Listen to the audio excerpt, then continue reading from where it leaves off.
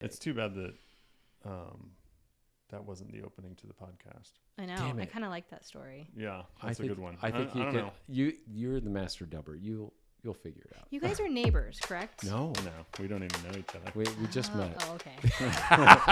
So, from Indianapolis, Indiana, this is Truth Egg. So are we recording on normal time or are we on double time like last week where we ran out of bandwidth?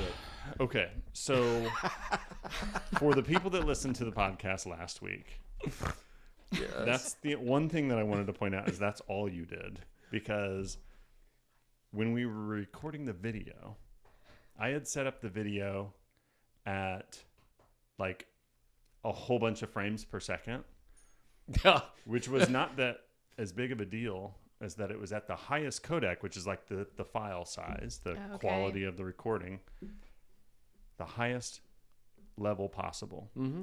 So literally half of the podcast was one whole terabyte. Oh, jeez. Oh, my gosh. One camera of one half of the podcast was one whole terabyte. It was great quality. It was the super best quality. It was. We had a 6 terabyte podcast. I wondered why you didn't post any of it because there was none of it to post. Right. Well, the reason why is because we're missing one camera. Yeah. And that's going to be really disappointing because it was mine.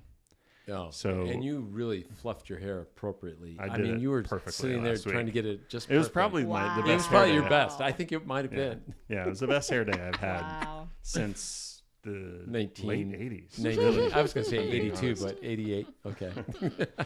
No, late 80s. Late Bush 80s. won election year. Oh, 88. yeah. So, anyway. Way to drop politics in there. Good job. It's working today. Yeah, Everything's set up correctly, and I think it's going to be a great episode. It's because we have Courtney with us today. Cool. Yeah. We're I'll blessed. be the good luck. Yeah. I'll be the good luck. There you go. We'll take it. Thank you. So tell us about, like, what is VentureVets? I already know, but I just wanted to see if you remembered. Yeah. Maybe. Boy, do you have a 30-second elevator pitch on this, or is this going to be like a 3-minute? I would normally say we support veteran and military founders. However, we've expanded. So I would say that we are supporting, we're building the veteran and military spouse ecosystem. How in the world did you fall into this? How did this happen? It was, we didn't know what we were doing, right? So because you and your husband, right? Yes, Nathan. Are you both vets? One of you a vet? Neither. No, he is. Okay. I was going to say, wait. We're just making it up. Yeah. Hey, that works today. You say it enough times, it's true. Oh my gosh, right? There's a lot of truth in that. Oh, yes. Well, he's on record as saying that. Anyway, go on. I wonder how often people meet in combat. Oh. Do you think that ever happens? Yes. Yeah. Like fall in love on the front lines? I mean, I think under stress you would. Hole. Yeah. Don't we know? Don't we know somebody from Rotary that, she ran for office and she's married to a vet and they met in the milstory? Yeah, I don't know. Anyway, go on. Destiny Wells, maybe? Yes. Destiny Wells. Oh, that's her. That's right. I didn't know her story that well. Name dropping. No. How do you know Destiny? So she's running for office. She ran has for commercials office. on TV. Yeah, well, she's no longer running. She's out. Yeah. She's ran 3 times, didn't win either time. She's very nice. She's young. She's got she's got time. She's got time. All right, let's go back to the original question. How did we get started? Yeah. So it was because when they transition out, when even to this day, the transition is like kind of drop you like a hot potato. So they'll give you a little bit of resume writing help, but they don't talk about entrepreneurship as a career pathway. Mm-hmm. And there's no connective tissue outside of, make sure you sign up for your VA benefits. And so that's been the norm, right? Use your GA Bill, go to school. After you've been to war a couple times and you're the oldest person in the, sitting next to 18-year-old newbies. Yeah. And then think about a career in law enforcement. And that just didn't work well. So my background's in actually international economic development. And that fits perfectly with what you do. What the heck? not at all. Right. Right. So I think I told you this story. So I went to grad school in Brussels on my own dime and ran out of money. So I came back home. I met him a month later. And he was finishing undergrad at IUPUI at the time and prepping for the FBI Academy. Oh. Meanwhile, all the jobs that I wanted are overseas and in conflict zones. And so I came to dinner one night. We were still dating. And I was like, hey, I applied for these jobs in Afghanistan. What do you think? And verbatim, he said, he pauses and he's like, I think I'm going to give you a flak jacket and a pistol and tell you good luck because I'm not going back to war. Wow. And my husband is very direct. Like, nothing bothers him, but like very direct. So, so I was like, well, what do we do now? Right. We knew we had plans to be together, but like we both had career pathways that were not conducive to being in the same place at the same time. And in federal law enforcement, especially, you can be gone for long periods of time. Yeah. So he did not want to do that either. Yeah. And so it was a painful period of figuring out what that looked like. Eventually he started doing remodeling jobs on the side. I would come home very happy. And I was like, we need to do more of that. How do we do that? Because he hated his, job. Yeah. And when our daughter was 6 months old, we had just made plans like, oh, our life's going to be turned upside down. Let's start a business. And so we did. Perfect. And it was during that time when, there was just, I couldn't believe, and I was doing domestic economic development, and I knew all the people and the players. Economic development in the home? No. No. Okay. I'm still learning the English language, so. No, but I was, working with in the U.S. Yeah. Okay. Yeah. So, working with mayors and city councils, and I would ask them, how do you support entrepreneurs in your community? And the typical response was, well, there are classes at the community college. No, Yeah, they say that they do. Right. Especially they do, but they don't. Right. Or like the Small Business Development Center rep comes once a month. Yeah. And I'm like, okay. I think they need a program that they can put on a list and announce. Right. Yeah. And And that's check. whether or pretty not accurate. it I did that. is actually a practical help. That's the harder thing And to then- do. And to the credit of people in those roles, mayors and so forth, Yeah. it is a hard thing to do, probably. It It is. And then they redirect everything to the SBA, Yes. which is, for, come on. and they have their role, but They do. I would say like, is that enough? Yeah. And it's not enough. Hence, we I have built questions. the system. Okay, sure. Husband, what's his name? Nathan, Nathan. Daughter, what's her name? Evelyn, Nathan, Evelyn. What a Got great name. and my dogs are Tiger and Sunny. it. Oh, I like Tiger and Sunny. You're Actually, Go ahead. I was almost named Tiger. I had a dentist that used to call me Tiger. Hey, You sure it was Tiger or Trigger or Tigger? It might have been. I think it's Tigger. It might have been a Tigger. transliteration. Oh I don't my know. gosh. I think it was Tigger. But anyway, You were a UND Yes. grad, yes? So were Correct. you at UND when he was at IUPUI? No. Okay. No. This is much later. It was later. Okay. I graduated in 2005. We met in 2008. Okay. UND, you were doing economics? Yes? No. Political science. Oh my gosh. And softball. Got it. Okay. Yeah. I think from a small business, the most incognito thing out there is venture capital money, mergers and acquisitions, or anyone that talks in that language. As a small business, I'm going to classify small business 15 million or less. Yeah. Anyone that plays in that field, when they start to hear VC money, or it's like, who are these people? Where Right. are these businesses? What are these names? There is zero access to them. You feel fortunate if they find you, right? And I don't think that's good. And when I read through what you do, I got the feeling that you find that VC money or that money that's out there and coordinate that effort with the vets and their business. We make introductions, right? So we don't get paid for that, just to be clear.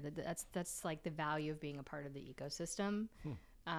is there a membership fee to be? There currently is not, but we are creating a corporate membership program. Okay. I think Okay. you need to heard get it here first, people. I think you need to Yes. get Gronk as your spokesperson. You think so? Yeah, I think he'd be perfect for what you do. He'd actually be able to participate. Anyway, go on. Sorry. But the capital piece, yes. So, and I think that part is always the first question. that businesses ask, even though it shouldn't be the first question. Correct. And most of the time, to your point, because it's so much is unknown. Yeah. Both on what type of capital is right for your type of business and the stage that you're in. And it shouldn't be mysterious. Do you think the people you work with, do you think they know what type of capital they need? Yeah.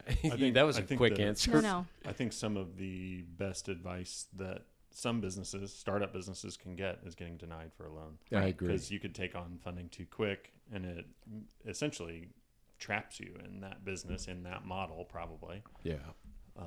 Right. And you're stuck trying to figure out how to pay that thing without making revenue. Yes. Or it can happen. Yes. And there are, in addition, predatory people and organizations out there that come by as being very helpful. And, there are some good ones that unfortunately get a bad rap because they're in the industry. But, I think we've worked very hard to develop very trusted relationships and to protect our community, mostly because we've been through the pain and we've made bad deals, and we're trying not to push that out. Okay, so a veteran comes back from war. Yeah. In whatever way that they served. They come back from, being pulled out of society for a while. And now they're trying to figure out what they want to do. They've decided to start a business. What do they need more? Funding, training, or camaraderie and support? Community. Yeah. Yeah. What Number one is community. What do you mean by that? In general, I think the way that we can get through life, but even as entrepreneurs, you have to have a peer support system. Got it. And there's a ton to be learned, not from, the experts, but actually from one another. Yeah. You're able to learn those one-to-ones over a cup of coffee to pick your brain. Hey, I'm going through this issue. Right. How'd you handle it? Right. Yeah. And the shared experience is powerful. Mm-hmm. So, and looking back on it, we simply were just trying to put events together to highlight how cool and how many important veteran entrepreneurs existed in Indianapolis. Yeah. And then the evolution, it just happened of, well, let's put on some trainings. And Did it derive from the fact that the two of you put this business together?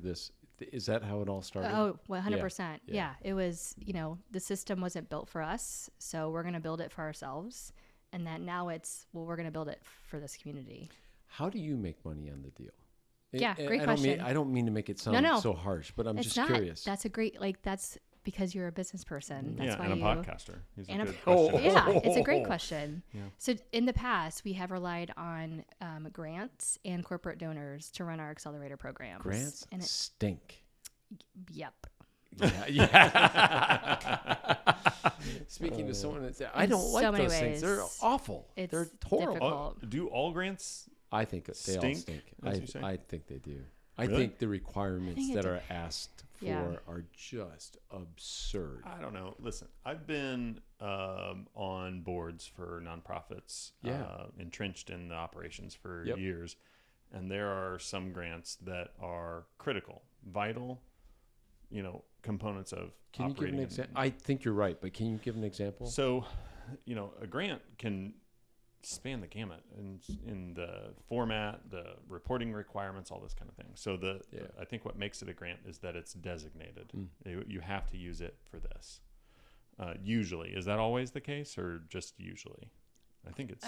Overwhelming majority is that it's. Yeah, so I think it's some philanthropist, an institution of some kind, says we want to further this part of our economy. We want to invest in nonprofits that prop this up or do work around this, and there are organizations that provide grants that are substantial and very manageable, so that they essentially become partners. They become like operating partners of your business because they understand your work and what you're trying to do. They understand that they have a similar goal and they can work together. They're primarily providing funding. They might also provide intelligence, connections, and things like that. Yeah. And then sometimes I've been involved in an organization where there was federal grants that were have very high financial reporting burdens, and the organization that was receiving this grant on a multi-year basis did not have a sophisticated accounting function, and they went out of business because of it. Yeah. And that whole, basically the audit tracking of this financing was hidden from the board very well, which is honestly the fault of the board as much as the staff that hid it. Right. Yeah. Hid it maybe out of embarrassment, not maliciously. not Oh, trying to defraud interesting. anybody. But they were just like, I don't want to tell that we messed up on this thing. We'll figure it out. And basically, they had failed to do the formal audits that you're supposed to do for federal grants, and they just couldn't. Which are expensive. And they're expensive, and they take time, and they're The years labor, behind. Yes. Oh, Yeah. man. And it This is why I say essentially they suck. Yeah. crumbled the organization. He's validating your point. Yeah. Yeah. Well, I mean, realistically, if you're in business or you're trying to get into business, I'm okay with grants if they move at like 100 times faster than what they move today, because today they just take forever. Yeah, I mean, forget about that. You're right. I mean, if you're trying to start a business and you're relying on a grant to start on a business, I mean, good luck. I mean, it's awful. I've seen it firsthand. It's not ick. Anyway, Let's talk about veterans. yeah, let's go back to that. So that's how you make money, yes? That's Through how the we have grants? made money. And candidly, up until the end of last year, VentureVets was our side passion project, right? Like we were the investors. It wasn't until really last summer when we just had so much demand, not only from the community, the founders, but also support from the state of Indiana and national corporate partners that was like, okay, we have a thing here and it's too big. So what are we going to do? Are we going to hire someone or I just take it on? So You that's what took I'm it on? doing. Yeah. Good for you. Yeah. Were you operating in the remodeling business before? Not exactly. I mean, I am a co-owner, and I run the financing in the background. Yep. If there are high-profile clients, I'll I'll pop in You'll show and up. say hi. But I mean, it's his thing. Yeah. And thankfully, he doesn't need me. But we work really well together, so it's good. Like it works. It works okay. Yeah. Awesome. And you know how rare that is? Yeah, we were just talking about that. And we were talking about that before you walked in the door. Oh, were you? Yeah. But it just so happens that my wife and I work together. Michael and Lori, his wife. Oh, work really? together. Yeah, Yeah. yeah. I mean, rare. you can't explain it of how You can't. the sync. What people Yeah. often say, and maybe you've run into this, is, "Oh, I could never work with my spouse. I we hear could that never all do the that." time. Yes. Yeah, I hear Yes. it all the time All too. the time. I'd rather not work with anyone else except for him. Oh my frankly, gosh! You know? Yes, It's just I say that all level the of time. trust. Yeah, I used to work in corporate America, and when I came into Lori's business with her, I remember the first day. I said, "It's the first time in my professional career where I go to work with the person that cares about me the most, versus going to work for the people that are trying to take the very job I have away from me every Yeah. single day." That's very true. Yeah, Yeah. it was That's very so true. rewarding. Although he has tried to take her job. I have tried to multiple take her times. job. But I want to get to 'Cause- this whole topic of one of the things we talked about before we scheduled this episode is how much of a struggle it can be for veterans when they come back. Yeah. And you talked about the missing middle, like this massive gap between, being what's it called, discharged, coming home, Right. and then trying to figure out what your life is. Yeah. Now, tell Yeah, me, and I know you're not a veteran, but tell me about what you've seen since you've been so close to that. It's still about connection, and I think about all of our friends and then looking back at Nathan's transition out and the impact it has had, both negative and now very positive. It's all about the loss of identity and connection. I think the other thing too is it's not just re-entering, for many of them, it's not just re-entering civilian society. It's re-entering your family again in a very different way. Yeah. Yeah. And I always wonder about that. What's that like Yeah. if you're, some people really struggle. you're deployed when you're kid is aging at a certain stage for however long that is, like how hard must that be? Do you have any anecdotes that you've seen? Just in the military spouse community, how difficult it is adjusting for the entire family. And so it has been good to see national conversations, in particular, focusing not just on the veteran, but now on the military family, because they are sacrificing a ton, right? They're doing a service in a different way. They also don't have the same level of support from civilian society. And the impact even on the military spouse regarding employment, and how that and the lack of network and connectivity for them puts them at a disadvantage as well when it comes to career and growth. So it's tough. I think one anecdote regarding my husband. So this was 2013. So he'd been out since 2005. Okay. So long time. And we were still in the middle of like, what are we doing? And we kept trying to get jobs outside of Indiana and coming in second place. It's like, I guess we're supposed to be here. I suppose. And he volunteered for an organization called Team Rubicon. And they were relatively new, but they were founded by 2 Marines, and it was founded after the Haiti earthquake. So they like jumped on a plane, they grabbed a doctor, and they went. And so that was born a nonprofit that did disaster response. So he saw that, that this organization existed. There was a tornado in Illinois, and he's like, I'm going to go. I'm like, great. What are you doing? It's like, well, we're cleaning up, and it's with veterans. I'm like, okay. And he comes back home very different, in a very good way, because he had community. He was serving the community, right? Like giving back, the service part of it. And he was using his hands again. Like they were literally mucking out houses. And that was a game changer. So I feel like we owe a ton to nonprofits and Team Rubicon in particular. So after that, we became very engaged with the nonprofit and did things. But did that help him to decide to get into construction work? Absolutely. That's how he started doing the remodeling jobs on the side. So he was just going just to help. Just to feel, just to be, do something that mattered, to feel valued and contribute. And then he came back thinking, well, this is the kind of work I want to do. The work and the type of community that we needed. That didn't exist. I want to ask a broader question. Why do you think, as a society, that we are not better at ingratiating ourselves to the men and women who have served for us? Why do you think that is? I think I would frame it in a way that's, I think we treat veterans as charity and not as economic development. Oh, wow. And so that's a big statement. And candidly, it's, I can have another example of how that shows up almost daily in conversations we have. But if we thought of them as a good return on investment, if we're just like being a little bit more even transactional, like it's actually a very good return on investment if you invest or lend a founder that is a veteran or military spouse simply because of the skills and experience that they have. Like they're a de-risked deal. There are corporations that go after that individual.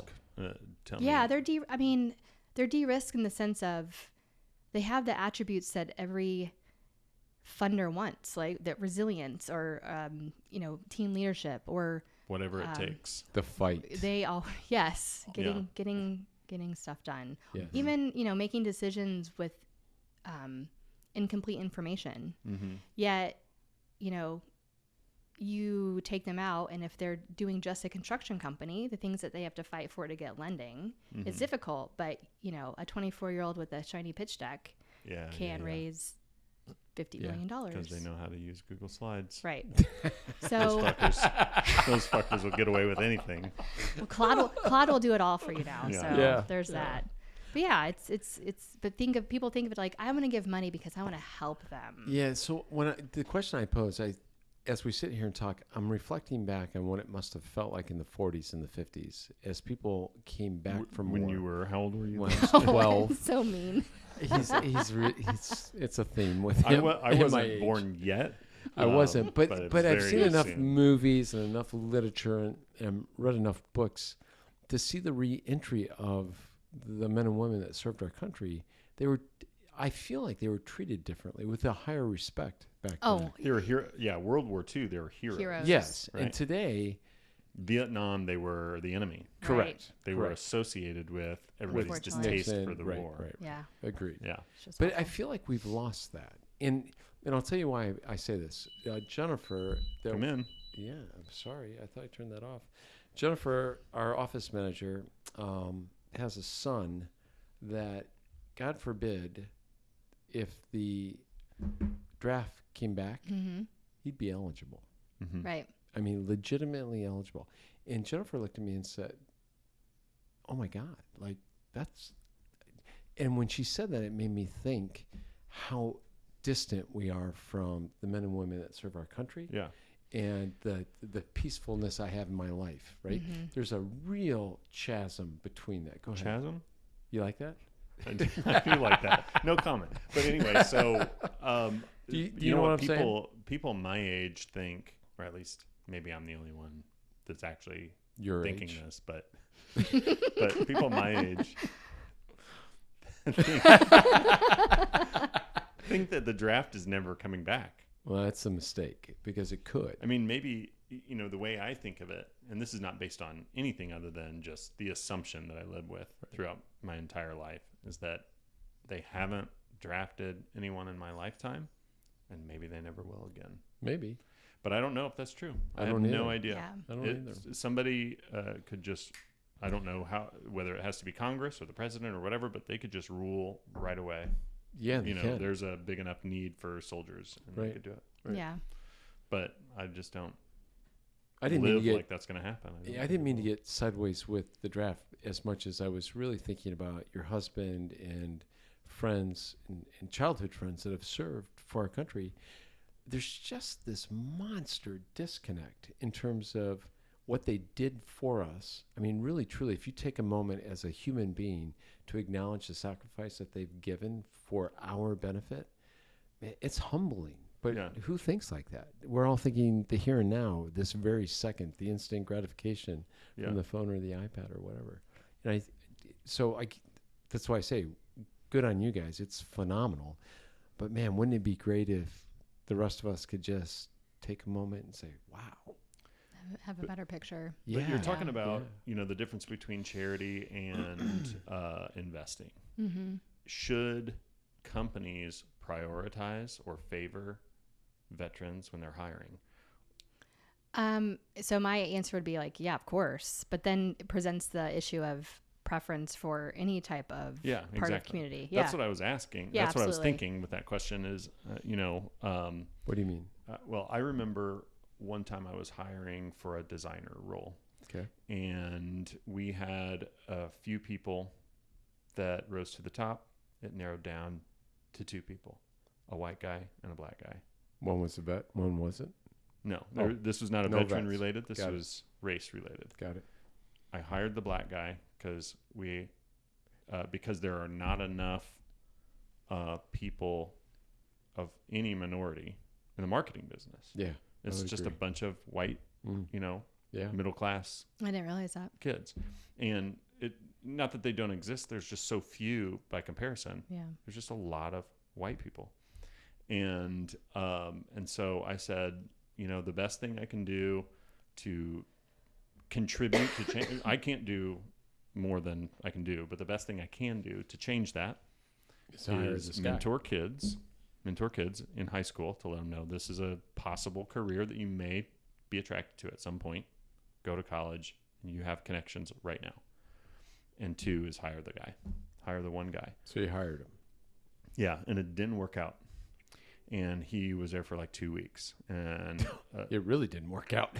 it worked out for him because he actually got another job offer Oh, wow. and left because of that.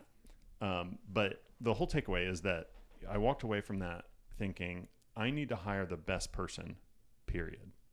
Always. And instead of saying, well, I don't know who's best, but this guy fits an affirmative action type Right. angle. I get it. Or whatever. And that's the thing I want to reflect on with this whole idea of should we hire veterans? Because you talk about the advantage that they have because of their training. You could look at that as training, or you could look at it as, when you look at it as charity, it's like, well, we're hiring them because it's hard for people in the former military to get jobs. Right. Or can be. Right. I think you should hire them because they'll defend you really well. I don't know about that stuff. Saying. That's why I asked her to come on the show. Well, I think She's too busy coughing up a lung. Are you okay? I think it's that's right. We have a magic button where I just cut out every throat clear, cough, everything. Maybe it's the dog. No, I have dogs. Okay. All right. Although, do you have gum over there? Yes. Go for the gum. Okay. Yeah. We'll just keep talking. The other thing I would say is... You're not on the mic right You're now. not on the mic. It goes with you, but not that far. All right. So... Okay, so the other thing I would say is, joining the military is a choice. Yeah. Versus, when I think about, I was a certified woman-owned business. I never got a contract, by the way, because of that certification for, I'm sure, lots of reasons. But I think the designation of veteran is just different. Yeah. Because of that, right? We're not talking about something that how you were born. Expand that thought. What do you mean by that? When you say it's just different, because you choose to serve, versus I guess being maybe a I'm woman? getting into gender conversations and I shouldn't be, but I think No, I like should. it. No, we like that. That's why we're going. That's why both. That's why I'm prodding. Mostly, I guess because I don't think about the gender side of things. I think don't about see it gender or color. No, that's not what No, I'm saying. you are so full of shit. Michael, I didn't even know you're a woman. Yeah, thank No. you. One, I'm to be clear, I'm not saying that. I didn't think you were, but I was curious when you said you were a WBE. Right. And you made the correlation to veteran, and you said it's just different. What do you mean by that? So I see how it's different. Well, I think I do, but I'd like to hear it. Yeah, you're right. You're right. She is the guest. You're right. I'm just saying. Let me point out one little thing. Is that it's like the difference of getting a degree versus not getting a degree. I can see that. You're not born with a degree. You at some point, You hopefully you have the chose to go work opportunity. towards a You degree. choose to pursue a degree, and you do the work that it takes, and you walk away with some training. Yeah. And that's what the military can be. that's a great example. Thank you very much. You got it. I'll be here for the whole Yeah, I know. episode Trust if me, you guys I know. need me. That's Yeah. great. But I do go back. So back to the preference piece, though. That was good. The other story, along with tying in the charity mindset, is in the disconnect with the community. So people will say, this was a real conversation 2 weeks ago with the CEO of a company I had. You want to name the name? No, Are you sure? I'm sure. Our listeners would love to know who we're talking about. All right, go on. No, but there is a lesson. Both of them are not going to know. We can call them individually. So he called. I was introduced to him. He called and he said, "Hey, I want to hire veterans for my business." And I was like, "Great." He's like, "But we really can't take anyone that has any mental health problems, so we got to vet that out." Good Lord. And also, but that shouldn't be a problem because we haven't been to war in 8 years, so it should be fine. Oh, boy. And so who is this person? What the? I took the opportunity to explain and give him comfort that if folks have mental health challenges coming out of the military, they are not broken, and there are lots of resources that are available, and it's going to be okay. And then I also said, can I do some education to your board about why to hire military connected, talent? Tell me he took you up on it, or she took you up on it. In fact, I am. So, I think there is just a disconnect. There's this image of who they are and what they've done, but it's separate. And if you also look at the data, folks that serve typically, it's familial, it's generational. Yeah. Right. So if you have Big served time. versus Big if you time. don't have that in your family, you are My truly grandfather and my disconnected. father, therefore me, right? Right. Yeah. So. And we should feel blessed for that. I mean, truly, as a society, we should be thanking those families for that generosity. And it gets it's such a hot topic because people want what's best for their business, but they're so afraid, and I speak from experience with other businesses, they're so afraid to branch out other than what they know. And what they know isn't working, but they need something bigger, better, stronger, faster. And they don't want to leave or the safety net of that because of what you just said. Well, maybe there are other issues that come with that person, right? And they're afraid of that because it's the unknown. I think it's also, if we're talking about entrepreneurship, We are. then I think it's, in our experience, my husband and I, it's a fear of asking for help. There's that too. And I think especially like growing up how I did, and I'm very self-sufficient, and my husband growing up how he did in military, like we are self-sufficient people and we'll do whatever it takes to get the job done. We get shit done. And so the thought of, asking for money I'm going to tell you right now, is though, difficult. I think most, Daniel, chime in on this because you've worked with a lot of companies. Most entrepreneurial companies do not ask for help or have a hard time asking for help. Would you agree with that based on what the people you've worked with? I don't know. That's a tough one to answer simply because I feel like companies are hiring consultants or contractors all the time. But when they hire, they tend to wait until they know exactly what they need in their own mind. Yeah. Right? They're either right or wrong, but they have decided this is what I need. So just because I'm in the marketing field, what I will see often is very few times will somebody come to a company like me and say, I need you to help me plan for a future initiative in a marketing campaign or a brand transition. But often they will say, we need you to implement something that hasn't been planned at all. And of course they're saying it differently, but so they they want to understand what they need first, and they don't want to feel like they're going to school so much as they want you to do what they say. Yeah, that's exactly what I mean. They're not do as I say, not ask how do I get better. Bosses like to be the boss, and it's not always pejorative or that they can't find expertise in someone. They just it's just normal for an entrepreneur to want to know everything. I know everything. Yeah, of course. So do I. I'm one of the exceptions where I actually do generally know. You know what scares almost me? everything. You know what there scares are a me? couple things. Here's what scares me. I know you believe that. Who knows? No, I know. And there's another one that knows, and she's in the other room. It's called your wife. Yeah, she's smarter than me, though. Yeah, well, she is. Tell me about this community aspect. You said that the thing that veterans need the most is community. Tell me why that is and why that works as a business strategy. Does it work? It works. Okay. I mean, that's been the magic, and it's the magic piece too. I've often said, our education and training, they're good. We have great facilitators and great experts that we bring in, but I would argue that that's not the secret sauce. It's the connection and community plus that. Yeah. Yeah. Or it could almost be said that the expert creates an environment where people can interact with each other, and that's the more valuable part, is that they're interacting with each other. You're absolutely right. Yeah. But I think it's needed more for them because of how hard reentry is. And I think much like, in our society, we trust people with the shared experience more and better than like the normal person. Yeah, I know. And how often when people say, "Hey, who is your marketing consultant?"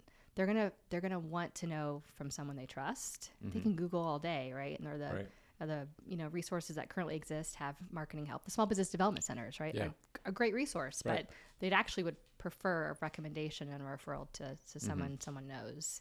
And so that community piece is critical for that. And also it also speeds up progress for reentry, but especially in entrepreneurship, like getting to a fast yes or a no, it's that's how you can either grow or die. Yeah. So the community piece is that connective tissue. And maybe they're learning skills quicker because of what Michael brought up about not wanting to ask for help. I wonder if in that setting where entrepreneurs, they're veterans, they have a group of people they can connect with that are also veterans, so they understand the challenges of that transition period in life.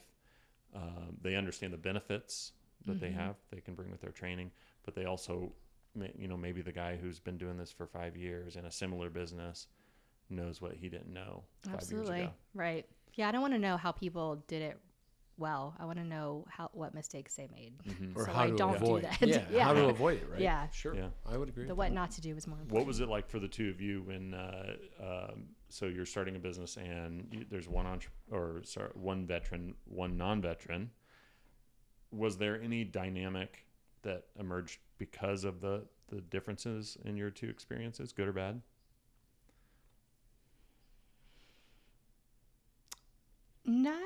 Okay, so I would attribute this both to personality and his experience, but in particularly in the branches, right? They have their own like specialties, and the Marines are the ones that go in first and kind of the one. They're the brute badass. force, right? They're the badasses. The best uniforms too. They do have the best They do. uniforms. Yeah. You're Did right. he get married? Not a big fan of seamen. was The Stop guys. it. Stop it. the guys on the boat. Did he get married? Did he full dress for the He wedding? Did not. Did No, not. He did not. No, Wow. he was out. How old were we? He was out like 13 years. No, that's not right. 6 years? He was out 6 years. 6 years. That's not that long. Wow. Anyway, go on. What was the question? His yes. So I would say he has a tendency to work harder, not always smarter. Okay. Yeah. And but God love him for that, right? Like he will get shit done no matter what. Yep. He's the guy that will always show up and dig in. Yep. But in business, sometimes that's not bad. That's a detriment. It can be a detriment, right? Yeah. Yes. Yeah. So that dynamic piece, and for us, I think he's a great operator, and I am much better on vision and long-term strategy. So it works really well. Yeah. It's also in our lives how we operate as a married couple. Honey, what are we doing today? Who's got the vision for the family? Right, Yeah. right. Yeah. When am I retiring? That's I'll tell right. you when. Exactly. How many companies have you helped so far? Oh, have we helped? We have done, I would say, over 150. What? Yeah. So dating back to like when we first started, which really was almost 10 years ago. Holy smoke. And Yeah. how involved do you get in each of these businesses? It depends. So sometimes they will call and say, I really need, I need money. And so we'll walk through like, do you have a business plan? And do you know what type of money? So that could be an hour phone call, or it could be like 10 1-hour phone calls. Right. And you're not getting paid. We weren't getting paid through the grants that helped us through what later on funding we to were keep it doing. going. But I mean, these phone cohorts. calls, these 10-hour phone calls. Oh, yeah. That's, on us. It's 1 hour. Yeah. Just 1 hour. well, she said 10, 10. Well, yeah. 10 1 hour. You can phone do calls. them 10 times. Well, but it's one 10 hour. hours. We only do 1 hour. Listen, we just added all. Anyway, so go on. So 150 people. 150, people. Businesses. And are you doing, is VentureVets doing any deliverables? Meaning, like when you're talking about financing, I can spend an hour at the most talking to you about 10 times though. your books. Right. Do you ever do stuff like, hey, we're going to put together a projection and I'm going to build it out the first draft and you're going to help me get the numbers correct based on everything? No. I made that up, of course. No. You can take that. You could You use can take that service. For or a new use business line. AI. No, You can typically charge for for the cohorts, it would be that exercise that, Like a generic you would version of come it in. for everybody to learn. Right. And then the next time you come back, we work through it. And so we are working through it together, but not in this, we are not doing it for them. We're More giving as them an the tools. exercise. Yeah. Okay. And they've got to do the work. My mind is racing with business ideas for you. I'm just curious if you're already doing these things. Do you do workshops? We do. Do you charge for the workshops? You do not. We have charged a few workshops at a very, very small price. Most of them are free. And so the sponsorship dollars pay for that. So there was one time where the chamber has a division called Business Ownership Initiative. Are you involved with them at all, or like connected to BOI at all? No, we're not. Okay. The Indie Chamber? Yes. Oh, yes, we are. Sorry. Yes, we have talked with them on the CDFI funding run. Okay. Side. Somehow I thought that you were in some way, but anyway, so when they first, or at least I believe is when they first launched that division, they started creating a program to coach businesses to, help them thrive and stuff. Mm-hmm. And they still do today. But when they first launched, or at least launched this version of, I don't know if it was the very beginning, but launched this version of their services, they came to me and they said, hey, we want to pair you with a business coach to help you, problem solve and figure things out and this and that. And then also we want to make connections for you and maybe help you to get vendor partners, clients, etc. And I was like, my company was doing fine, but we were a small business and I was a few years in. And I was like, why are you doing this? Like I started asking them about their motivation. And I knew the director through other interactions with the chamber. I was a member, and I had to really dig. And finally, I was just like, "Why are you doing this, and why am I not paying for it?" And she says, "Oh, well, because when we can help businesses we have funding that allows us to do this, and when we can help businesses thrive, that helps the economy grow, and it supports what we're doing as development. Yeah. But I didn't understand it at the time because I was like, you either need to charge me for it or tell me how you're getting paid. Yeah, what's in it for you, right? I want to know what's in it for them. Yeah, that's what I'm saying. You're trying to figure out what's in it for them. Yeah. Exactly. So I understand how to frame my trust, right? Yeah. Because if the Lilly Endowment gives you guys $1 million and says, I need you to train 100 businesses. 10 million. That's right. I'm sorry. I'm sorry. 10 million. Is it? Wait, are there more zeros or not? It can be 10. It can be 10. I think we're going for 10 million. That's I thought it was 100. Yeah. I think 10 million is a good plan. 10. So we're going to go for 10 million. Not $1 million. And they're going to say, we want you to help businesses of this nature to grow and do the kinds of things that make that happen. If I was the recipient of that, I would be like, oh, I get it. Lilly wants to grow the Indiana economy. Right. They want to reduce, some of the negative markers of the health of the economy. People that are out of jobs, people that have a hard time transitioning from one stage to the next, whatever. That makes sense, and then I would gladly accept it. But if you were just trying to be nice, I'd be like, no, you're trying to sell me a loan later or something. There's an ulterior motive behind it, right? Exactly. Yeah, skepticism. That makes sense. That makes sense. I think in the beginning we did it. We still are, frankly. Like, okay, we've been in business 10 years, going on 10 years, and we learn lessons, and sometimes hard lessons still. We all do, right? Yeah. So, the way we framed it in the beginning was, we're on this journey together. We're learning with you. We're just helping you kind of catch up, and then we can catch up to the next level together. That's good. But we are turning this into a sustainable nonprofit business. Yeah. And so charging things is important. And candidly, with the ecosystem and of entrepreneurship, I think since COVID, there is a sentiment out there of like, all of these resources should be free. Like, Right. everything should be free. Like, it should be free. Yeah. And in reality, there's no, it nothing shouldn't. free. Right. Yeah. It really should not be free. Mm-mm. And if they don't have skin in the game paying something, then how do I know that that it's a good return on investment of my time? That's right.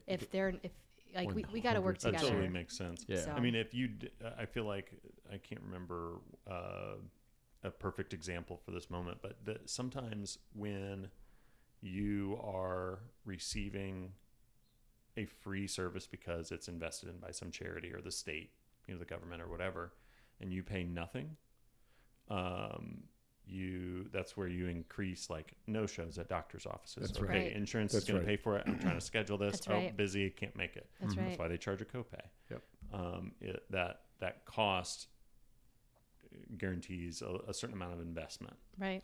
That's I want to go back to not-for-profit for a second. I think the vast majority of people do not understand that not-for-profit does not mean that you still have to make money. Yeah. You still have to make You revenue. still have to find revenue to support the not-for-profit, quotation marks, business, right?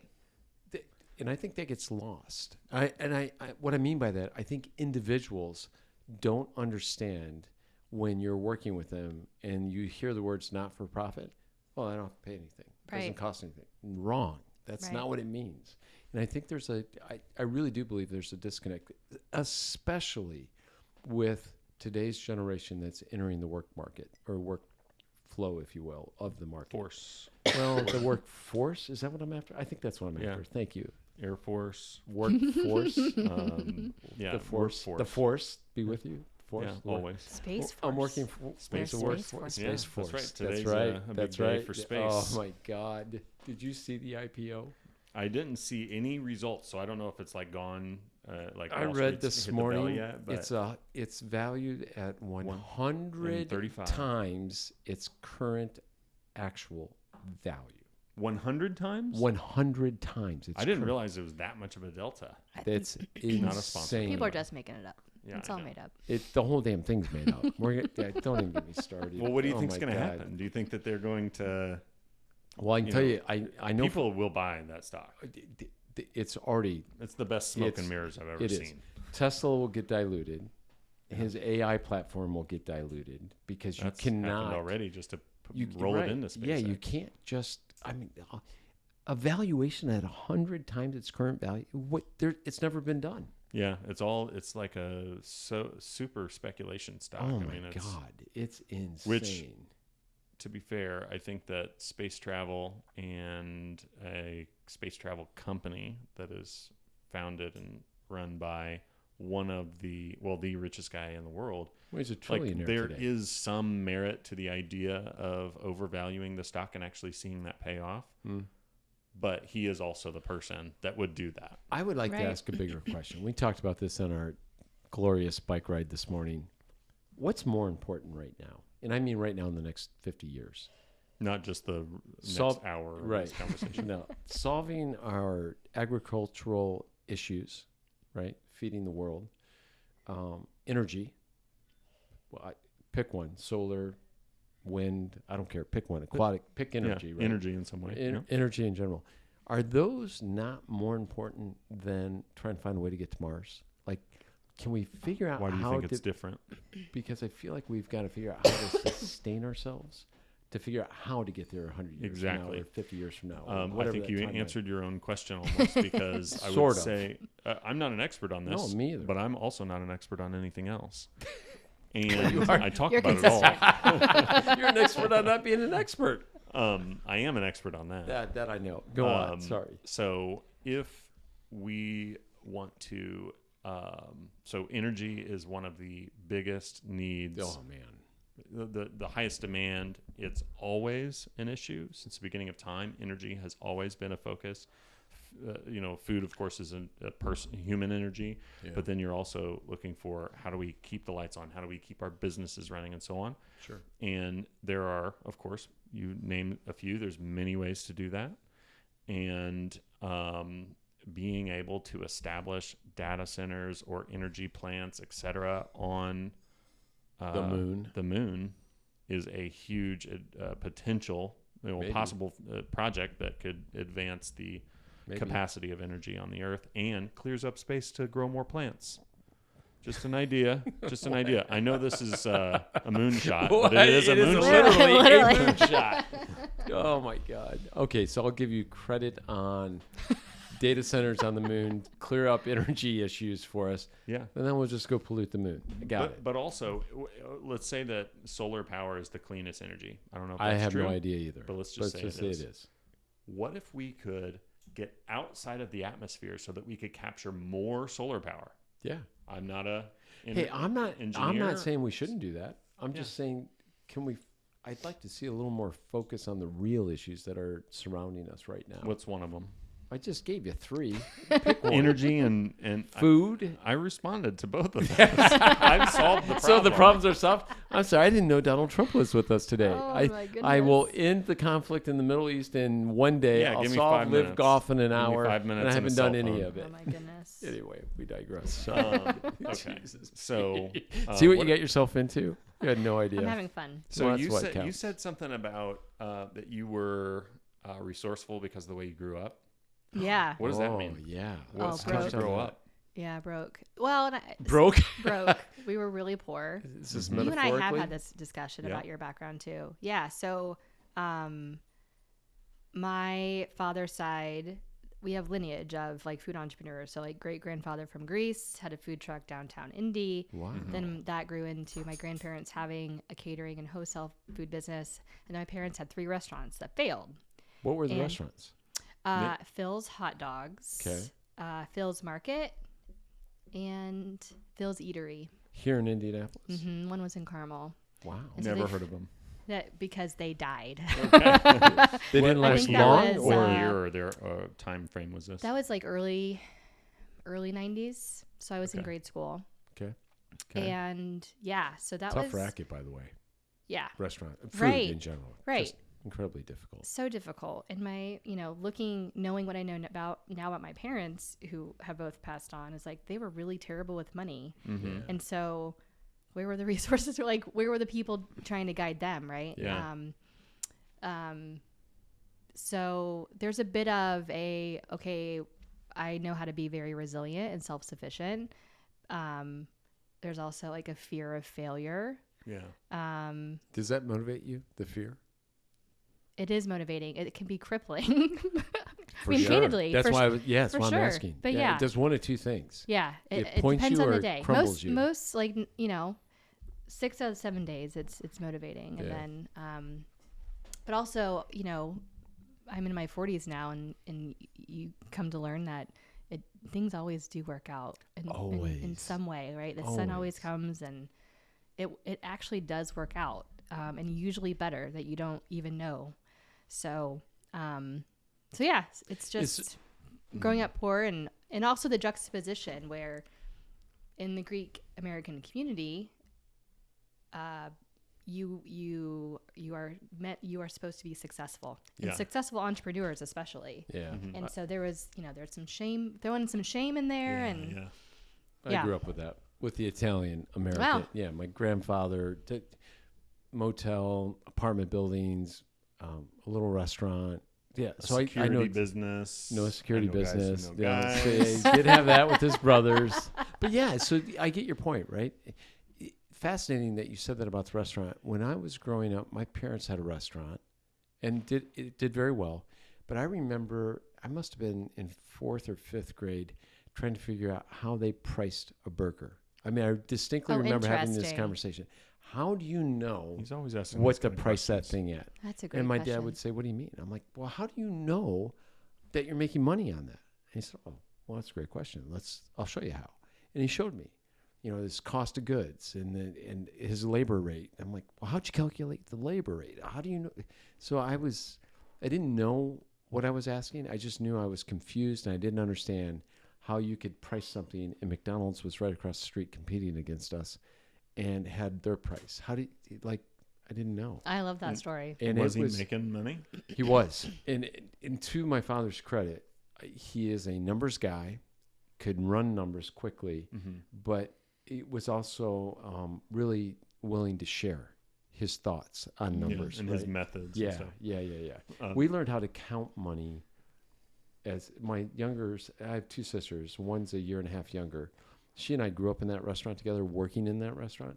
We learned how to count money. And what I mean by that is if something's $15.95 and they give you 20, how do you count money back? Well, here's a nickel. That makes 16, 17, 18, 19, 20. $4.05, right? And do the bills need to all be facing the same direction? Or Always. does Yes. it matter? Always. Okay. 100%. I'm glad It is you a said sin that. Always. to not have I'm it that way. glad that you So we both learned feel how that to way. I feel count safe. cash. And then the old man, he would come home. Back in those days, it was cash business. There were no credit cards. There were no checks. There was no debit cards. So Dad would come home every night with the money bag. And then if it was a good night, there was a brown paper bag with the money bag. Wow. And we would sit out there and break out the bills and count that stuff out, and then learn how to incorporate that with the ledger. So I learned cash days. That shit should be taught in school. Oh, 100%. And it's not. They're teaching equations that meant nothing to me, but that meant everything. So I back up for a second. I want to go back to where I was going with this conversation, which you stumbled into it. Fear, right? It has a funny way of keeping you up at night, or it has a really funny way of kicking you in the ass and say, go. Yeah. Like, don't look back, just keep going. Yeah. So in the business that the two of you have created, where has that played a role? Or has it played a role at all? Because your husband is obviously a kick-ass, dig in, don't look back, just keep my head down and make it happen. Yeah. And you probably were not that. When we started the business, it was, just him and I, and staying up till, putting our daughter to bed and then staying up till midnight where I was reconciling receipts, right? Yeah. And when that was for like the first 2 years. And one night we had this conversation because he was making money, but he had the physical skills, but he didn't have the business skills. Like he didn't know how do you submit an estimate when he's never done that project before. And I said, look, this may not work out, right? Like we're trying it because it makes you happy and you're good at it. And we can, like we created a humble lifestyle so that we could take that risk. Also, we did that not knowing that we wanted to go into entrepreneurship. It was just growing up poor we wanted to make a safety net. Yeah. So the conversation at midnight was, we can always just get a job, like we'll never let the business come between our marriage ever. So that was the fallback. That was the fallback. Like we are employable people. Yeah. Yeah. And you just look at that worst case scenario and you're like, that's not fine. that bad. Right. And we have come, like there have been more than one time when it's like, we need to have that conversation because it's not, the systems aren't working. This is not working right. And I think the other thing too is, growing up in a way where you're kind of forced to rely on yourself. Yeah. Like I'm always going to bet on myself and my husband more than anything else. Yeah. And so this adventure may not work, but I know we'll start another one that will. Right. Yeah. So I that's heard the mindset. something that I want to share with you. Daniel heard a bit of it. I listened to recently, hit my social media, and I'm not on social media. I voyeur more than anything, but it's always YouTube or Instagram, and that's pretty much it. But Tony Robbins popped up, and he asked the group, how many in the groups out there are entrepreneurs? And everyone's got their hand up. Okay. How many of you who think you're entrepreneurs actually have another job? Half the hands go down. How many of you still having your hands raised, is this the only source of your income? Half the hands go down. We're down to a third of the room. How many of you bootstrapped it with your own money and didn't take money from anyone else? Half of those hands go down. Right. He said, those are the entrepreneurs in the room. Yeah. And I was like, no shit. Isn't that the truth? Yeah. So when you say what you just said, I think it's so important because you're on the edge. It could be make or break, but there's always the fallback. And the fallback is, we're good people. We're employable. Yeah. We can always find a job. Yeah. And I think when you have that resilience, it's that's really what makes a business go. The resilience of the trials and tribulations. It could be, you could go through a financial downturn. You could go through an epidemic, right? A pandemic and still survive that. I remember one night we were out to dinner with Bill Brown from Ratio Architecture. Bill said to Lori, it was 2000. We had just come through that 2008 nonsense and into 2009, 2010. And Bill said, Lori, how long have you been in business? She gave whatever the number was. He said, you're fine. You've made 7 years. You don't need to worry. And I just remember that thinking, no shit, that's the truth, right? I mean, if you can get through that, you can pretty much get through anything. 7 years is the magic. 7 years is the magic number. Like that is I think the highest rate of success or failure. Yeah. It hits that 7 year mark. it goes in. I think year 1 is a crazy number. Year 5 is a crazy number. Yeah, I remember year 5 was when I felt like it was real. Yeah. Oh, really? Yeah. I don't know what it was, but there was like a regularity of referrals that wasn't there until it felt sudden. It felt like, I actually remember celebrating our 5th birthday. The staff had a cake made that looked like our logo. Oh, I love that. That's so cool. I didn't know that. And then I was like, we are actually doing this, and I'm not having to beg for every contract. Yeah. People are calling us because of an interest in working with us. Yeah. And that was, for me, that was the marker for going from, like I can get one sale anytime. Right. But to actually have a business, it needs to have some kind of sustainability that separates itself from the owner. Right. Do you think that's given you the confidence? I think I know the answer to this, but I'd like to ask. The confidence to go from creating something to big, to bringing it down, and then to creating what it is today. Do you think it's given you that confidence to do all parts of what I just described? I don't even know what you're talking about. So you start out as... because I essentially shrunk my business. Yes. Well, you've grown it, you've shrunk it, you've grown it, and you've created what it is today. So I guess it has. I mean, I'm doing better than I've ever done. That's my point. And I just have a one-man show. And you're happy, you're content, you feel good, and you have no I don't stress have to deal with HR. People, right? Just HR your wife. Yeah, that's right. She's the HR. She's the HR. And then, I ask her how much PTO I have left, and she's like, Not still enough. don't have any. You still don't have any. I used to think people were BSing me when they would say, I've grown my business and I've brought it back down to whatever, ground zero. And I used to think that's just a soft way of saying I failed at trying to grow my business. I really used to believe that. I can see that. And I don't believe that anymore. I have felt that in the past. Yeah, I have too. But the takeaway with all of that is it's a better life. Trying to make the business look like something for everybody else at the detriment of the individual. We had one year where we lost. So I'm going to say we probably had 7 or 8 people on staff. We lost a key employee, and then another key employee, and then somebody else that was just another person. So 3 people all at the same time. Almost 50%. And then goodness. it felt, that's a high percentage of a small team. Yeah. And it felt like an empty office, and like we were starting all over, basically. Yes. And I was like, are the rest of these people going to leave because they feel like nothing's happening here? Right. And then basically we built the team back. I think we had like a transition from one big project that was ending, and then we're hoping to land another project, which we eventually did. And so it was kind of like, okay, great to take a break from the big payroll. But that, rebuilding ended up making a better team because I knew how to hire better. Yeah.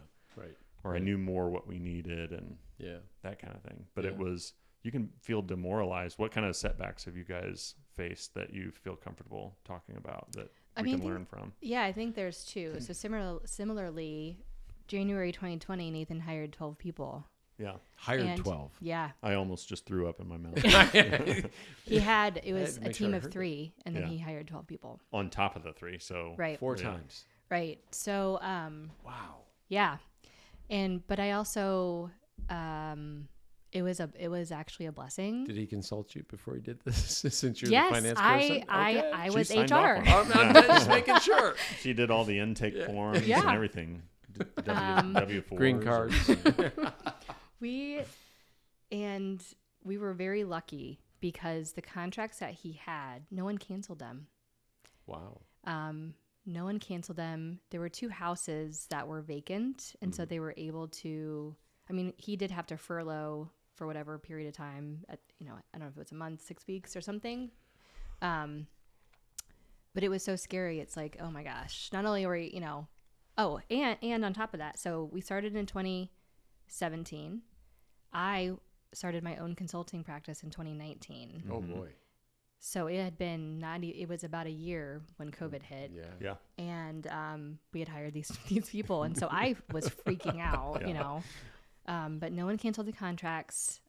What we did learn was how to hire better, meaning he really needed foremen. And so quality of the work was challenging. He also, I think, didn't sleep at all that year. So learning that, and then at the end of the year, he downsized because the model was, okay, we can't compete with the big GCs to get foremen, so we need a smaller team. Yep. Yeah. And we made more money, and he got sleep, and it worked out by having a small team. Yeah. So it was just This way is better. exactly what I'm talking Yeah. about. Yeah. But it's interesting is I think, I don't know, he will agree, but I when people ask, like, how many people do you have in your crew? And it's like, I wish you would ask me how much money I have in the bank. I mean, same. you know? Yeah, like I'm not going to tell you, not gonna but tell I want you. you to ask Right. that. I mean, I wish it were 50 million right now, but Yeah. We you know, went through- the definition of success. Yeah. Yeah, it is interesting. We the go way through that a people- lot. And it drives me, to your point, it drives me crazy. Especially when we're working with a client, a high-level client, like a Fortune 100 client, and they're just getting everything they want, and maybe they get bought by somebody, Yeah. and then they come in and they're like, well, how big are you? I'm like, really? Right. Do we not cater to every single thing you need? We buy equipment based on what you need. We never come to you for anything, right? We just service you. Well, we want to go with a big company with 30 employees or fill in the blank. I'm like, why? And I never get a straight answer on that. And I wish they would ask the question you just posed is, are you profitable? Do you make money? Do you treat us well? Right. Have we ever had any issues? Can you handle the scale up, scale down of our orders or whatever? There's probably some good reasons to hire big companies sometimes. I'm sure there are. But usually it's about ego. I feel like when people are talking about success, are you successful? That's what they're saying. Right. They're saying, are you successful? Is your business, you know, a substantial business? They want to know how many people you have on staff or whatever, because it's impolite to ask how much money you have in the bank. But really, they're equating. Yeah, it is. Okay. I've never asked you that, Michael. And I'll never answer that. I know you won't. Ever. But I think you're right about that, Daniel. I really do. I think about the companies that we've worked with, and there are really 3, maybe 4 super large companies in Indiana, or Indianapolis proper. Lilly's one, Dow AgroSciences, now Corteva would be another. Those are the 2 big juggernauts that come to mind. IMS is a big one, right? Cummins. In one of those 3, we did everything and never had an issue. And then there was some acquisition stuff that took place, and they did exactly what we're talking about. What's ironic about all of it is that after they make the change, 6 or 8 months go by, and it's like, oh, shit. We're not getting the service. No one's responding. Can you help us? Can you fill in on this? Can you do this? Can you do that? And it's like, what you really want to say is no, because you treated us like dirt, but you do it. And because you like the money. You love the money. And you do it because you hope you get back to where you were. And you hope that the people realize. But what you walk away from, I think anyway, is that it's human nature. That no matter how much I want people to understand it, they just don't. And I'm as guilty as anybody, because when I work with somebody, I want to know how big they are. I want to know, am I going to have any issues? But you ask the questions better, Daniel. It's not how big you are. What I'm really trying to ask is, will you be there for me when I need you, when it's really icky? Right. And there will be ickiness. But I think we're talking about 2 things, which I'm happy we're talking about them. But one is, how do you network with someone and find out about their business, their size? And then the other is, how do you hire somebody and evaluate whether they're a good fit for you? But the one that's more interesting to me is when you're connecting with people and you're trying to size them up. Never do we say, what makes you happy? You know, I don't know how to ask that in a way that is cheesy, acceptable and not cheesy in common, in society. Yeah. But we always want to ask, how in some roundabout way, how successful are you? So Right. How successful, important are you to my pocket? How successful are you? Exactly. Yeah. Very. Exactly. She's got a Yeah. She's got a big beautiful bank daughter. account. Right. Yeah. Yeah. No, I'm winning. teasing. I feel like I'm teasing. winning. Loves working with I think her you're right, though. husband, and everything's going great. I do think that's a really hard question to ask. And I think it's an incredibly, even if you can find a way to ask it, I'm not sure you're going to get the answer you want. Well, so like I agree, but what my wife hates when she joins me at a networking event is people say, "Oh, what do you do?" and they reach out to shake your hand and maybe try to get a business card. And or you're at some cocktail party that's not even business related, but it is. How do you answer that question, by the way? When I make up something every time, but sometimes I just tell. Interesting. I do often. I've been with you when it's change happened. the That's answer. why. Yeah. Because I go by mood. I go by mood. I've seen this in you too. Yeah.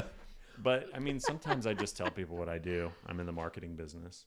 Sometimes Usually that's what I say. I'm in the marketing business. What do you do when you're networking and people say, "What do you do?" Do you? I say I support veteran and military spouses. See, damn it, that's and then good. they say, "Oh, that's so great." No, Yes. they're like, "Are you also an elementary school teacher?" Right. That's the way that people look at that. Or That's they'll the be like, problem. let's buy you a drink. I like using our tagline when people ask me that stupid question, "What do you do?" Because I hate that question. Yeah. I'm like, "We make you look good." And they're like, "Wait, what?" That's good. That's our tagline. It's That's good, our but it's ball. also bad. It is. I know it is. Why? Because it actually answers nothing. That's why it's good. Like if you're at a cocktail party, has anybody been to a cocktail party, or am I making these up? No, I go to cocktail But parties. it forces him to ask another question. Thank you. What does that mean? Yeah, they ask what does that mean? I get to put my arm on your shoulder, and Daniel, we make you look good, and you're going to be like, "What?" And I see the look on your face. I'm going to be charmed. And- It's going to work. and I lean into you and I say, "Do we do what you're wearing?" And you're going to be like, "What the?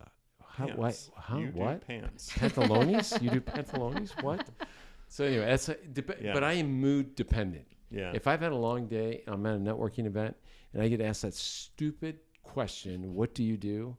It's like, But it's like I hate it. it's next best thing to the weather. It's everybody It's everybody worse. share. It's worse. It's not next That's best. why it's next best. No, it's not. Next best The means weather. it's less. No, It's worse. the weather's actually way above that. Way Exactly. Next best. It's not, So what- so what- there's worse in between there. So Go what on do with you your ask saying. though? What do you ask? I ask. So if I meet you for the first time, how do you know Daniel? Okay. Or if I'm at a networking event, Clever. how'd you get here? Okay. Why are you here? Right? I do not want to know what you do. I just, if it comes up, it's awesome. And then I know that's genuine.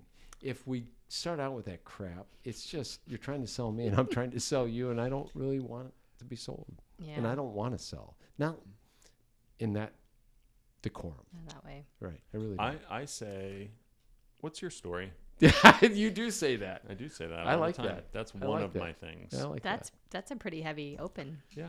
It's a big one. Do people typically like dive right in? No, we usually walk they away. usually laugh. They usually laugh awkwardly, and then they say, "Oh, geez," or some other expletive, and And the entire time he's sizing you what up. do I say? And then they start to say stuff like, "I don't know. I have 2 kids. I'm a financial advisor, or whatever." See, so they finally move back to work on. I'm way more interested in the family. Do you have children? Do you not? Your husband? Do you guys travel? What do you like to do? I am way more interested in you as a person than I am in what you do. And we would all how be you better do. off if we were interested in that too. But I just want your money. I know you do. Damn it. Or I want to leverage you to find further ways my to life make in more some money. way. Yeah. Yeah, it's all about money for me. It's not for me. It's not for you. What do either. you say at those events? Yeah, I want to know. I will ask, what's a cool thing they're working on? Or what are you working on now? So if 'Cause you're it's an like indie both- chamber event, Yeah. an upcoming indie chamber event, and we're all there, right? Yeah. Walk up. Hi, my name is. Mm-hmm. What's the next thing you ask? What project What are are you you? working? Yeah. What are you working on? What are you working on? Because it could also be I like that. hobbies. Yeah. And- Well, and so- I almost feel like at a chamber event, I like because that. everybody knows they're there for business, It's not like a Christmas party. Right. You have to push them towards the hobby. Yeah, you do. I think that's true. So maybe let's workshop that a little bit. Let's think, what are you doing You're such a good on the facilitator. weekends? Thank you. Ooh, Oh, I like that. That's a good I like one. that. Yeah. Yeah. Because sometimes it is very disarming to Yeah. invite someone to talk about a project. It's not too personal. Right. You know, I'm building out my closets right now. I think I'm we need to I'm have a doing carpentry. podcast on this very topic. What's the topic? The networking basics? Well, we could do that, but more about how not to ask, what do you do? This could be the podcast. We've already Maybe we'll started stumble it. into it in the next 15 Maybe, minutes. yeah, I like exactly. it. I really Maybe do. we did 5 What minutes ago. Yeah, what do you do for the weekends? I love that. That's a good actually one. good. I'm gonna Yeah. let you guys use that. Okay, But ways. I gonna recorded make a it, so I t-shirt. know that I get credit for I'm that. going to make a T-shirt on it and say, "What do you do for the weekend?" I am the weekend. But am let's. the But weekend. let's. I wanna actually know the answer to that. What are you working on this weekend, Courtney? Oh boy, This weekend we don't have anything going on, which is that's I don't unusual. remember the last weekend we've had with nothing. Is that a good thing or a bad thing? It's a very good thing. What's So rest normal? and relax. Sports, side projects, Sports, catching up on work. work, Read a book, Mhm. have a cocktail on the patio. sports, work, family. Mhm. Yeah, the last several weekends it's graduations or Oh, yeah. birthdays. Yeah. And, I wish I had no friends with 18-year-old kids or 17, because that's too close. So what are you doing this weekend? So I've got two things going on. Okay. So first of all, I mentioned that I've been working on my closets. Yes. It's been a long project. I had a year. So his and hers closet. I finished mine a year ago. Had a long pause. Poor Finally Carrie. got back to hers. oh boy. Took care of you first, Carrie second. I always put myself first. So actually, we've been sharing a closet for the last year, and boy. that's not a big deal, except for we both need twice as much closet space as Right. we're using right now. So so I'm doing built-ins, drawers, shelves, That's things, awesome. places to hang stuff, and then Are you almost done with the this? second one's almost done. Okay. Yeah, but I need one good solid weekend, maybe two, because staining takes some time, Yeah. and there's a component that's stained. So it's basically painted cabinetry, and then a wood stained countertop, and that takes a little bit of work, a long time, Yeah, it because you're does. waiting on it to cure and Yeah. go to the next layer, etc. But anyway, so this weekend should be a big Nice. weekend for that. But our neighbors have a daughter that is graduating, our close friends next door. They have a daughter that's graduating. Her graduation party is this weekend, so we probably won't have a lot of time. For the closets. Your neighborhood has more frickin' parties and I'm telling get-togethers than any other neighborhood I've ever telling you. known. Ever. Yeah, that's why we're so Graduations, bar mitzvahs, in Indian happiness. weddings, Mhm. Jesus Christ. Community. briskets. I'm telling you, that community Community. thing that you mentioned earlier, Courtney, was It's money. Speaking my language, because in 2020, we basically maybe were at best acquainted with, like, had been introduced to any given neighbor in the community, and then everybody starts hanging out and connecting. We started this group of people playing poker every other Sunday at my house. We do something called Meat Fest every so often throughout the summer. Still haven't been invited to that. You Just saying. you have been I invited. have not been invited to Meat Fest. And if anyone wants to be invited to Meat Fest, it's me. But go on. Okay, you're invited to the We'll next see. one. We'll see. It's I don't believe it. July 4th weekend. Oh, for God's sakes. I'll be at the lake. Okay, fine. Well, that's why you didn't come last time. Yeah, nice. So, anyway, the point is that, there's different levels of connection with all the different people, Community. There's people on the far end of the neighborhood that, we don't hang out with them all the time, but when we do, it's such a blast. And, then there's people that we see every day and we're always doing stuff. And it's just great that you have someone you can borrow a hedge trimmer from, or a lawnmower that's not working. You have plans built into the July 4th weekend. Right. Like, we're always doing a pool party next door, usually with a lot of everybody bringing different smoked meats and stuff. It's really also known as meat. It's really great. And if it's really great, and I totally buy that you can build a better business if you have the same kind of dynamic in a business setting. Mm-hmm. Even if all it is just people that you can just unload your struggles on. Right. Like, hey, I'm working through this thing. I don't need an answer. I just need to get this off my chest and try to think out loud. Right. That's what I would think. Agreed. 100%. What are you doing this weekend, Michael? What am I doing this weekend? I have to think for a second. Going to the lake. Going for a bike ride with Lori in the morning. Mm-hmm. Going to the farmer's market, not in Broad Ripple, but the one at Garfield Park, because you know what's happening this Saturday downtown? Pride Parade. Oh, it is this weekend. Mm-hmm. That's this I forgot about that. This Saturday. So trying to get on the bikes to go north is going to be difficult. Anyway, going to do that and then head down to the lake. Yeah. A friend of the podcast, Chris Hanberg, used to be the CEO of Pride. That's right. That's exactly right. I helped him out with some shirts for his daughter's birthday recently. He's such a good dude. Nice. He is a good dude. Anyway, that's it. Well, what else do you think we should talk about today, Courtney? Oh, gosh. What about your experience working with VentureVets and with the cohort? How would you describe it? Well, okay, so summary background for the listener. One of your digital marketing experts couldn't make a certain event, asked me to hop on board, and I facilitated that event. I took my own spin because of what I had to offer and what I thought was a good fit. How was it received? Very well. All right. And I would expect nothing else. And basically, I just the topic was digital marketing, and part of my philosophy is that digital is sort of like a place to do marketing. Right. It is not that much different no matter where you're placing your marketing. It's more about the message. You got to have the right strategy, the right, thinking behind your message, architect it the right way, and then you decide where does this go so that people see it.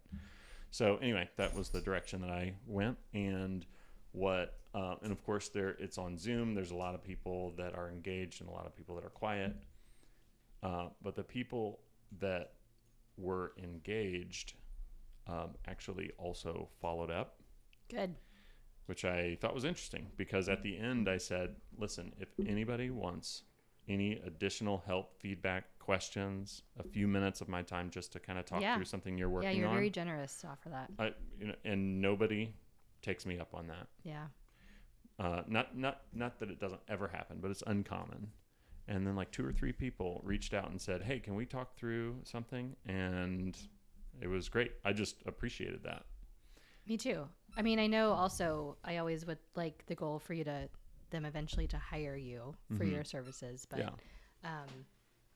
what you offered was really valuable. And I think I don't think this about you, but there are some folks that are a little intimidated when they're not, a part of the military connected community. And so, it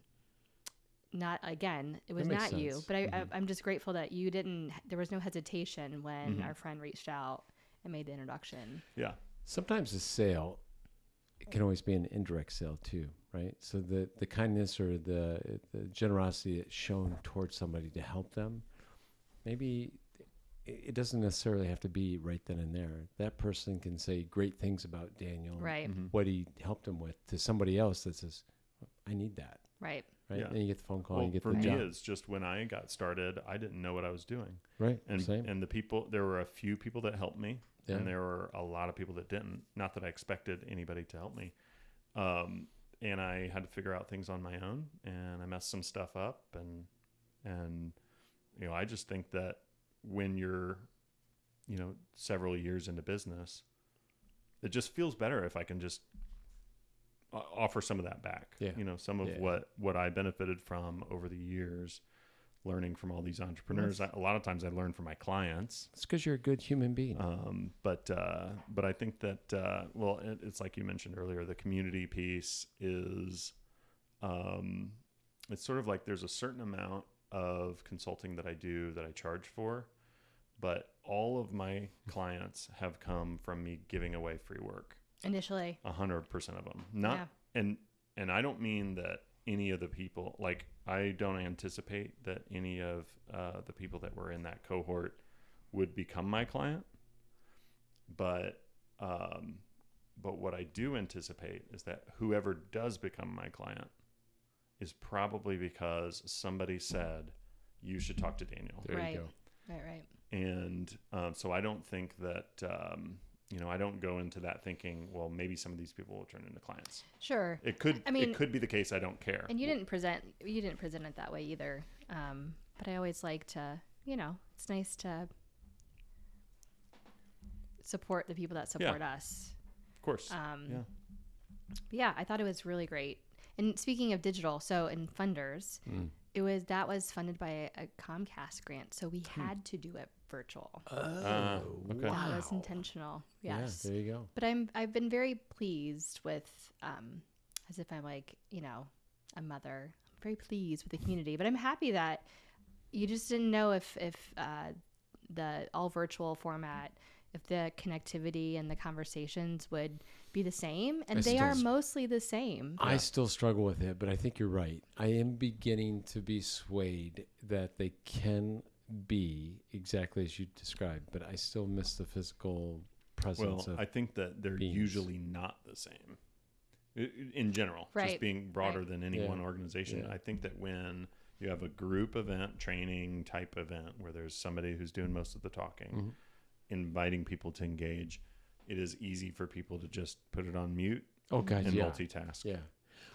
I'm referring to, you're spot on, by the way, some of these network groups that I've been asked to come in on to whatever, and they do it all by Zoom, and I hate it, and I don't think it works, but by golly, there's a chat stream that's just blowing up. Right. And everyone downloads and there's follow-up. And it's like, well, okay, I guess it is working. I think if the group in the room, in the virtual room or whatever, is connected to each other, then there's more comfort in engaging. Agreed.